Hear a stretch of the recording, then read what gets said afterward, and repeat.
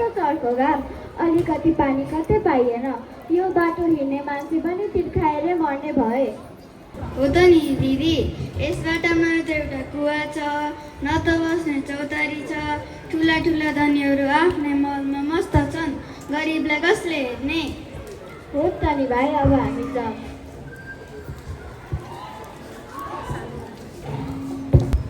हो त नि, कति सत्य कुरा। मानिसहरू तिर्खाएको छन्, तर मैले यो समाजको लागि के गर्न सकेको छु र? बिसाउँदै र लामो सास फेर्छ। ठ्याक्कै त्यही समयमा त्यहाँ एउटा वृद्ध घाँसी आइपुग्छ। उनी दिनभरि जङ्गलमा घाँस काटेर थाकेको हुन्छ, तर उसको अनुहारमा एउटा अनौठो सन्तोष छ। नमस्कार बाजे।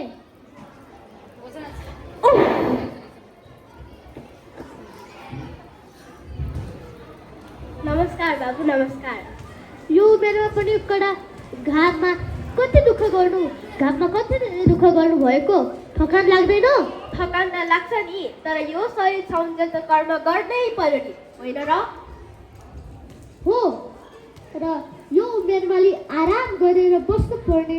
यो घाँस बेचेर हजुरलाई कति नै पैसा आउँछ र? आफ्नो पेट पाल्न यत्रो शास्ति? होइन बाबु साहब, हजुरले मलाई गलत बुझ्दै हुनुहुन्छ। आफ्नो पेट पाल्नको लागि म चाहिँ घाँस काटेर पैसा कमाउँदिनँ।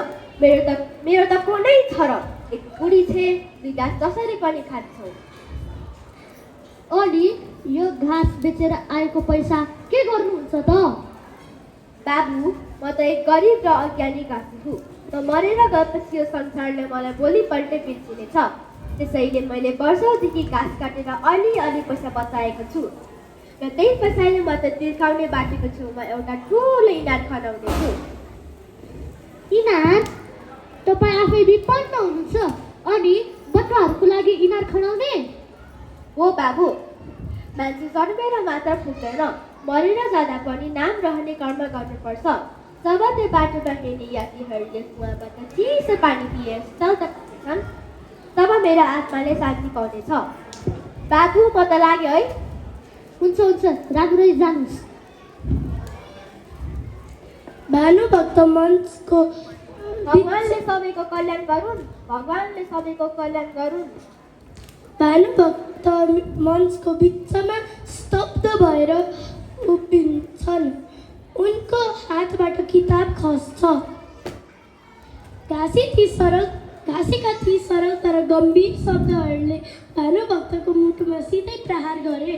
शिक्षित र धनी हुनुको अहङ्कार एकैचोटमा पग्लिएर गयो। ओहो, कस्तो अचम्मको ज्ञान! त्यो घाँसी कति महान रहेछ। उसले कुवा खनाएर मानिसहरूको तिर्खा मेटाउन सोच्यो। तर म धनी छु र शिक्षित छु, तर केवल आफ्नै स्वार्थमा बाँचिरहेको छु। धिक्कार छ मेरो यो जीवनलाई। गर जन्म घाँसतिर मन्दी, घाँसी दरिद्र घरको तर बुद्धि कस्तो। म भानुभक्त धनी भइकन आज यस्तो। मेरा इनार न त सत्तल पाटीकै छन्, जो धन चिजहरू छन् घरभित्र नै छन्। यस घाँसीले कसरी आज दिएछ अर्ती, धिक्कार हो मकन बस्न नराखी कीर्ति। यस घाँसीले कसरी आज दिएछ अर्ती, धिक्कार हो मकन बस्न नराखी कीर्ति। अब म बुझेँ, त्यो घाँसीले कुवा खनाएर मानिसहरूको तिर्खा मेटाउँदैछ भने म मेरो कलम र भाषाको माध्यमबाट नेपालीहरूको मनको प्यास मेटाउनेछु। म रामायणलाई नेपाली भाषामा अनुवाद गर्नेछु, ताकि हरेक नेपालीले आफ्नै मातृभाषामा ज्ञान पाउन सकोस्। ओहो, घाँसी दाइले खनेको कुवाले हाम्रो गाउँको प्यासै मेटायो। भानुभक्त बाजेले लेख्नुभएको रामायणले हाम्रो भाषा र संस्कृतिलाई अमर बनायो। हो, इतिहासमा ती घाँसको नाम कतैमै लेखिएन, तर उनले आदिकवि भानुभक्तको आँखा खोलिदिए। उनले होइन, उच्च विचार र सत्कर्मले मानिसलाई महान बनाउँछ भन्ने सन्देश दिँदै यो लघु नाटक यहीँ समापन हुन्छ।